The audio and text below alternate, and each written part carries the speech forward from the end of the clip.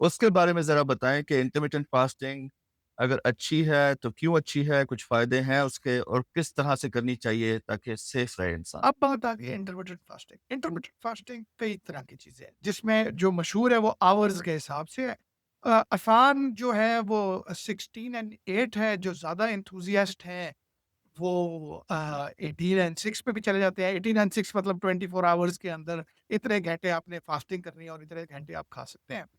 उसके दौरान भी कई स्कूल ऑफ थॉट्स हैं। एक है कि जी आप उन 6 आवर्स या 8 आवर्स जो आपकी है जिसमें आप खाना चाहेंगे, उसमें आप क्या-क्या खा सकते हैं। कुछ लोग कहते हैं जी सारा कुछ खाना शुरू हो जाए। कुछ कहते हैं नहीं, उसमें भी कैलोरी काउंटिंग करें। एक इसी तरह डर्टी फास्टिंग है, क्योंकि अगर आप 18 घंटे भूखे रह रहे हैं तो आप ज़ाहिर बात है कुछ तो खाएँगे ही। तो उसमें वो डर्टी फास्टिंग का मतलब है कि आप मिल्क प्रोडक्ट्स वगैरह अवॉइड कर लें। उसमें ब्लैक टी, ब्लैक कॉफ़ी वगैरह आ सकते हैं, लेकिन जैसे मैंने कहा कि वो फुल इंटरमिटेंट फास्टिंग नहीं है। कुछ फास्टिंग ये है कि जी आप 2 डेज़ फास्ट करें, 5 डेज़ ईटिंग। ये हुँ, डिफरेंट चीज़ें हैं। अब इसमें फ़ायदा क्या है?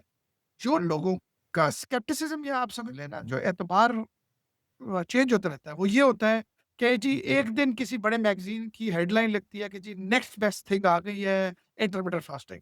इसके बारे में जी न्यू इंग्लैंड जर्नल ने ये लिख दिया, या फलानी जगह एक रिसर्च में ये आ गया।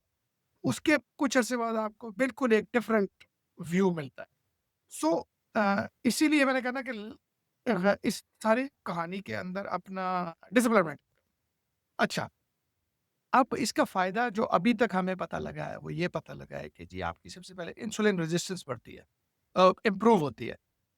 हुँ, क्योंकि हुँ, हमने देखा है कि मोटापे के अंदर बहुत बड़ा फैक्टर है कि जो इंसुलिन हमारा पैनक्रियास बना रहा है, वो इंसुलिन एंड जगह मसल्स में या बॉडी में बाकी सेल्स पे एक्ट नहीं करती।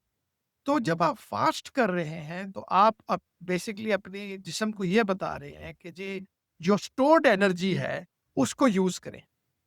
और हुँ, वो उसके यूज़ करने में फिर जिस्म क्या करता है कि जी फैट और प्रोटीन को बर्न करना शुरू करता है।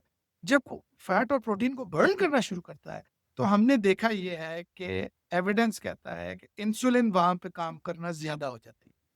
जिसकी वजह हुँ, से वेट लॉस भी होता है, जिसकी वजह से जनरल वेल-बीइंग भी इंसान की शुरू होती है।